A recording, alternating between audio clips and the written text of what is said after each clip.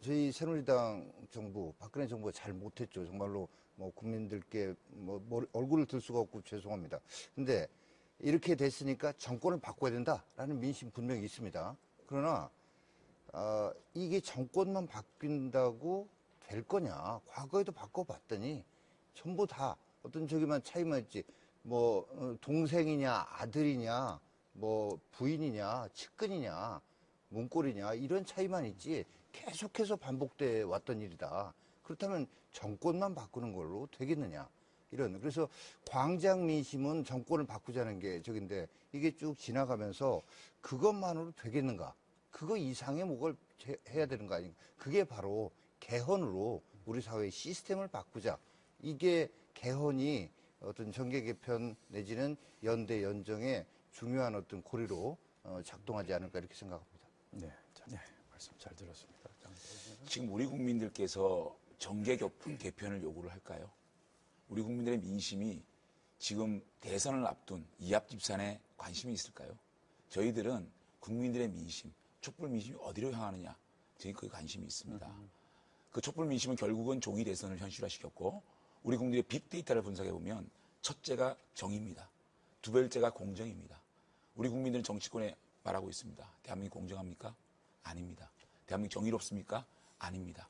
이러한 공정하고 정의롭지 못한 사회가 특권과 편법과 반칙을 양산했고 그것은 나쁜 기득권으로 강구하게 됐습니다. 우리 국민들은 이것을 깨달라고 얘기합니다. 그 기득권을 깨서 그래도 기회가 제공되는 대한민국을 원하고 있습니다. 그런 적폐를 훼손하고 새로운 대한민국을 만들어가는 주체가 어디냐에 따라서 제가 볼 때는 그러한 중심으로 이합전도 일어날 수 있다고 보는데 제일 중요한 것은 그러한 기득권을 깨고 적폐를 청산하는 정치자들이 어딘가 거기에 우리 국민들이 관심이 있을 거라고 생각합니다. 네. 어떤 아까도 말씀드렸지만 친문, 친박 빼고 이 말은 뭐냐면 어떤 패권주의, 그 개파주의 이런 정치를 배격하자라는 이런 공통의 어떤 관심사가 있었던 것입니다. 그래서 그런 차원에서 보자면 반 전 총장이 아니라 하더라도 지금 뭐 이렇게 거론되는 몇몇 그런 분들 중심으로 해서 어떤 이런 개파주의, 패권주의 이게 정권으로 가게 되면 제왕적 대통령제로 가는 이거를 막아야 된다는 이런 거에 공감하는 이런 세력들이 있고 국민들도 이 광장의 열기가 조금 식어가면 저는 그런 부분들에 대해 공감하는 분들이 늘어날 거라고 보기 때문에 여전히 살아있는 어떤 쟁점으로 내지는 화두로 작동할 거라고 생각을 합니다. 근데 이제 새누리당에서 이제 패권 얘기를 하시니까 양쪽 뭐 친문, 친박, 패권 빼고 모인다는 말씀하시니까 조금 낯선데요. 어쨌든 저희들은 제3지대라는 게 좀 모호합니다. 뭘 두고 제3지대라고 얘기하는지. 사실상 현실적으로 보면 민주당에서 일부 의원들이 이탈할지 모르겠지만 지금 40%의 강고한 지지율을 보이고 있기 때문에 민주당의 분열은 제가 볼 때는 현실적으로 힘들고 국민의당 상황 보게 되면 안철수 의원 중심으로 해가지고 자강론을 뭐 박지원 대표께서 뭐 셔틀을 내렸다 이렇게 말씀하실 정도로 지금 자체적으로 파일을 키우겠다는 입장을 가고 계신데 결국은 제가 볼 때는 뭐 정계 개편이라 해봐야 새누리당과 바른정당의 보수 적통을 둔 어떤 경쟁 이런 정도로 좁혀지지 않을까. 왜? 이게 대선이라는 게 점점 가까워지면 가까워질수록 무슨 개헌을 중심으로 해서 이합집산을 한다 또는 반문연대다 이런 것들이 굉장히 국민들을 볼 때 정치공학적으로 보이거든요. 그렇기 때문에 그게 힘들다고 보면 결국은 지금 새누리당에서 보여주고 있는 쇄신의 어떤 그 행동 이런 것들이 국민적인 공감대를 가지고 있을 것이냐 또 새누리당이 과연 대선 후보를 낼 수 있을 정도의 정당이냐 이런 것들이 새누리당 의원들께서 굉장히 마음이 흔들리고 사실 임명진 비대위원장과 서청원 의원 간의 어떤 그 배신, 뭐 할복 이런 단어가 난무하는 쇄신을 보게 되면 그렇기 때문에 새누리당 의원들이 지금 벌써 몇 명이 움직인다, 몇 명이 움직인다 그러지 않겠습니까?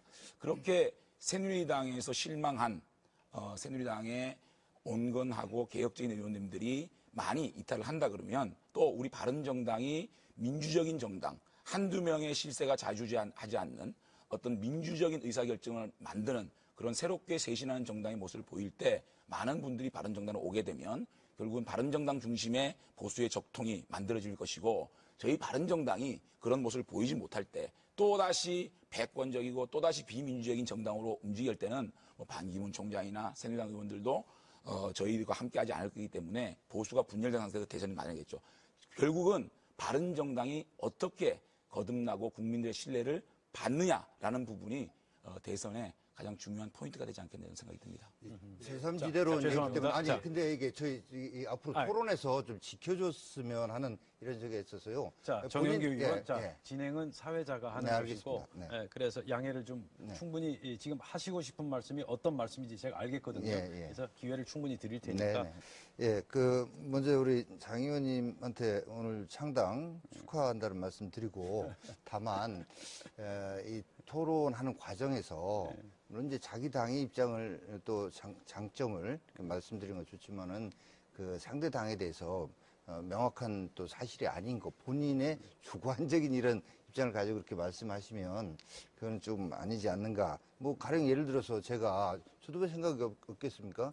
바른정당의 이분들이 탄핵 이후에도 원내대표 경선에서 패배하니까 비대위원장을 요구했다가 그게 안 되니까 결국은 탈당하셨던 거 아니냐 뭐 이런 얘기들 하게 되면 서로 그리고 총선 패배 책임의 경중만 있지 나가신 분들은 없는 거냐 이렇게 과거 얘기를 계속 하는 것들은 이제 서로 정말 보수의 적통이 그럼 어디에 있는지 정말 이 살을 벗기는 글자 그대로 그런 혁신의 노력으로 국민들께 보여드리자 이런 말씀 좀 드리고 싶고요. 우리가 이제 정치 토론을 할 때 늘 뭐 다 공당이신데 공당으로서 비판을 받지 않겠다. 자기 자신의 당만 얘기한다는 거는 좀 제가 토론의 기본을 좀 말씀을 안 하시는 것 같고요. 사실은 뭐 새누리당이 말씀이 새누리당의 어떤 그 팩트가 아니다라는 말씀 하시는데 저는 새누리당에 하고 싶은 얘기가 있어요. 저희들이 새누리당에서 그렇게 인적 쇄신과 물적 청산을 얘기를 하지 않았습니까? 그때는 저희를 분탕질이 지은 사람, 당을 분열시킨 사람으로 얘기해놓고 임명진 비대위원장께서 하시는 일이 지금 인적 청산 아닙니까? 그 부분은 받아들이고 저희들이 요구하는 거 받아들이지 못한 그런 이율 배반은 어떻게 설명하실지 묻고 싶고요. 자, 이 정권 교체를 상당히 여러 차례 강하게 강조를 하셨는데, 자, 장제원 의원 하실 말씀. 네, 맞습니다. 그 광장의 민심은 정권 교체를 바라고요. 저희가 10년을 보수 정권이 담당을 했는데 국민들이 니네들 뭐 했냐라고 얘기하면 크게 할 말이 없습니다. 정권 교체 필요하다 봅니다. 다만 정권 교체도 중요하지만 어떤 사람의 어떤 리더십이 중요한가 그것도 굉장히 중요하거든요. 그래서 이번 선거라는 게 정당도 중요하지만 어떤 인물이 그 리더십을 새로 만드느냐가 굉장히 중요하다고 보거든요. 그래서 우리 국민들이 지금 바라고 있는 리더십이 뭔가라는 생각을 해봤어요. 근데 그런 리더십 중에 가장 큰 것이 나를 따르라. 국민을 훈계하는 제왕적 패권적 리더십이 아니고 국민을 설득하고 소통하고 좀 늦더라도 함께하는 이런 민주적 수평적 리더십을 원하는 게 아니냐. 두 번째는 대한민국 아까 말씀드렸지만 편법과 특혜와 불법이 난무하는 사회입니다. 이것들을 혁파하고 좀 더 정의롭고 국민들에게 신뢰해 줄 수 있는 리더십이 어떤 것이냐. 또 마지막으로는 좀 능력이 있는 이제는 정말 무능한 리더십이 싫다. 그래서 그 지도자가 업적으로 얘기할 수 있는 그러한 능력 있는 지도자를 저희 국민들이 원하고 있는 것 같습니다. 그래서 제가 최근에 남원정 리더십에 대해서 다시 좀 생각해 보게 됩니다. 우리 장 의원님이 질문을 하셨으니까 좀 답변을 좀 드리자면 왜 우리가 그때 인적 청산하자고 할 때는 안 하더니 임명진 그 비대위원장 이렇게 하냐라고 말씀하시는데 모든 게 상대적인 겁니다. 서로 친박 비박 저는 친박도 비박도 안 했습니다만 첨예하게 대립하고 있는데 어느 쪽 한쪽을 청산하자고 하면 그 지금 외부에 전혀 책임이 없는 분이 와서 해도 극심한 반발이 있었는데 그게 됐었겠는가 이런 점들을 좀 말씀드리고 싶네요. 네. 예, 감사히 그 충고 정말 받겠습니다. 사실 저희들도 세월호 7시간에 대해서 대통령의 해명을 정말 믿었습니다. 정말 이럴 줄은 몰랐습니다. 그런데 이번에 국정조사 과정에서 드러난 대통령의 직무유기에 대해서 통탄하고 가슴을 치면서 국민에게 사죄를 드린다는 말씀을 아울러 드리고요.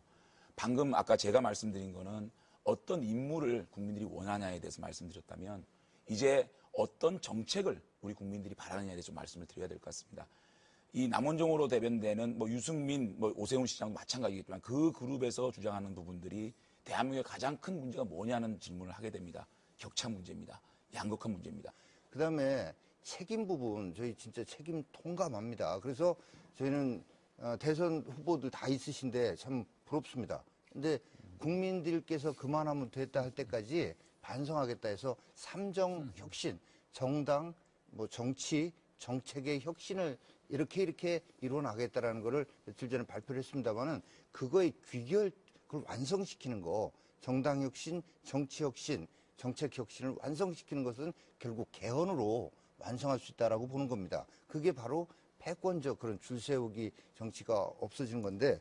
그래서 개헌을 하자는 부분인데 저는 아무리 좋은 제도도 메신저, 누가 얘기하느냐가 굉장히 중요하거든요. 개헌이 그렇게 지고지순하지만 새누리당이 지금 개헌을 얘기하는 거는 어떤 국민도 납득할 수가 없다. 이거는 그야말로 정치공학적인 얘기로밖에 들리지가 않아요. 그렇기 때문에 새누리당에서 얘기하는 개헌에 대해서는 저희가 동의할 수 없다는 말씀을 드리고요. 그다음에 박근혜 대통령께 참 제가 안타까운 마음이 있습니다. 무슨 말이냐면 보수층의 뜨거운 지지로 대통령이 됐습니다. 자신의 문제로 이렇게 대한민국이 이렇게 됐습니다.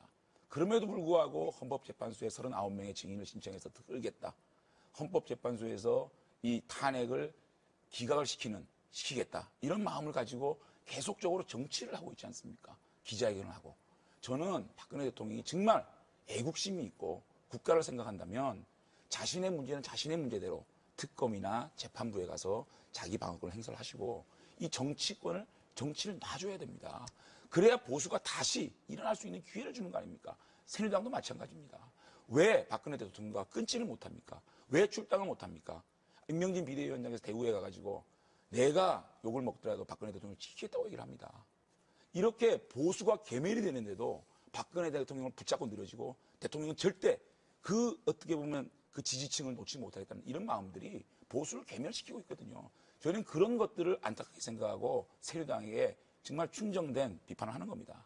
그리고 새누리당은 개헌을 얘기할 수 없다. 그다음에 개헌에 대한 국민들이 납득하지 않을 거다라는 취지의 말씀하셨는데 여론조사를 보면 전에는 개헌에 대해서 국민들이 관심이 없으셨지만 지금은 70% 안팎으로 대부분의 여론조사에서 개헌이 필요하다고 하는 국민들의 인식이 이렇게 바뀌어져 있습니다. 그리고 졸속 개헌이 아니라 저도 국회 개헌특위위원입니다만은 지금 뭐 18대, 19대에 걸쳐서 8년 이상 10년 가까이 이 87년 헌법의 문제점과 어떻게 바뀌어야 되는가에 대한 연구는 다 이루어져 있고 개헌특위에서도 여야 의원들은 물론이려니와 어떤 시민단체 대표들, 자문위원들 전부 다가 개헌 조속히 해야 된다라는데 의견 일치하고 있는 이런 상황입니다. 그래서 임성식 의원님 말씀 제가 가슴으로 잘 받겠습니다. 저희가 잘못이 없느냐? 있습니다. 저희들이 박근혜 대통령을 견제하지 못했고 박근혜 대통령께 정말 충고를 못 드려가지고 이런 일이 벌어진 거 잘 알고 있습니다. 그럼에도 불구하고 저희들은 새누리당 내에서 비주류로 끊임없이 박근혜 대통령과 각을 세우면서까지 박근혜 대통령한테 쓴소리를 했고 그런 차원에서 새누리당 내에서 인적 청산을 끝까지 요구를 했고 더 이상 안 되기 때문에 저희들이 분당을 해서 이제 새로운 모습을 보이려고 노력합니다. 어쨌든 우리 국민들이 많은 신뢰를 주지 않는 걸 알고 있습니다. 신뢰를 받을 때까지 끝까지 노력했다는 말씀을 드리고 한 가지 박근혜 대통령에 대해서 말씀을 드리면 사실 박근혜 대통령의 출당 문제를 제가 거론한 이유가 지금 새누리당에서 하고 있는 인적 쇄신에 대해서 논리가 앞뒤가 맞지 않습니다. 이미 정치적 사망 선고를 받은 이한구 의원, 현기환 수석 이런 분들 참 뜬금없이 제명을 하면서 박근혜 대통령을 제명을 하거나 출당을 못 시키는 새누리당이 어떻게 인적 쇄신을 얘기하느냐. 자, 그 부분을 짚었습니다. 장제원 의원, 자, 여기까지만. 자, 죄송한데 좀 다른 화제로. 자, 충분히 시청자들이 판단을 하실 테니까 이 정도 해도 괜찮을 것 같습니다. 그리고 발언 기회를 아까 안 주셔서 제가 그래서 조금은 얘기를 해야 될 것 같습니다. 야, 참 집요하신. 짧게. 짧게 하겠습니다. 저희가 대통령 부분에 대해서 거듭 말씀드리지만 탄핵 심판 결정이 나지 않은 부분을 좀 특히 같은 당에 있다가 나가신 분들은 그런 부분에 대한 어떤 최소한의 이해를 제가 호소를 드리고요. 그 다음에 그리고 저희는 그렇습니다. 어쨌거나 서청원, 최경환, 윤상현 의원에 대해서 당원권 3년, 1년 정지를 시키는 온갖 그 반발과 이런 것 속에서도 했습니다. 근데 지금 우리 바른정당의 경우에 박근혜 정부 시절에 당 대표를 하셨고 대통령 정무특보를 하시고 뭐 이렇게 하셨던 분들 좀 저희 수준이라도 당원권 정지라도 좀 잘 할 수 알겠습니다. 있겠는가? 자, 이 정도 그래서, 하시고요. 예. 자, 지금 박 대통령과 그 과거 얘기 글쎄 하는 말입니다. 자리가 미래 아니니까, 얘기를 했으면 우리 좋겠습니다. 자, 앞으로 앞날 장래 미래에 대해서 얘기를 했으면 예, 좋겠습니다. 그 인용- 과거 그 새누리당 있을 때랑 지금 바른정당에 있을 때랑 바른정당과 새누리당 리더십에 어떤 변화 차이가 있는 겁니까? 제가 또 새누리당 비판을 하게 되는데 아니, 자기 얘기만 예, 새누리당에 자신의 있을 때 정당 어떻게 얘기만 보면 해주세요. 이런 겁니다. 리더십의 차이는 새누리당은 실질적으로 많은 국회의원이 있었지만 의사결정 과정에 소수 몇몇 실세들이 좌지우지했습니다. 실제로 저도 새누리당에 있었지만 많은 의원님들이 정책 의총에 가지 않습니다. 왜 가지 않느냐? 이거 다 결정된 거 뻔한 거 토론해봤자 저 사람들 또 반대한다라는 그렇게 비판이 있기 때문에 실제로 정책 의총도 가지 않았고 실질적으로 의사결정 구조 안에서 많은 의원들이 토론과 반대와 찬성을 거치면서 만들어지지 않는 이런 비민주적인 리더십이었다면 우리 바른정당은 사실은 잘 아시겠지만 위안부 합의 문제 같은 경우에도 2시간 동안 토론해서 접점을 좁혀나가는 모든 구성원들이 의사결정 과정에 참여하는 민주적 리더십이거든요. 이런 리더십 자체가 틀리다. 그래서 열린 어떤 리더십,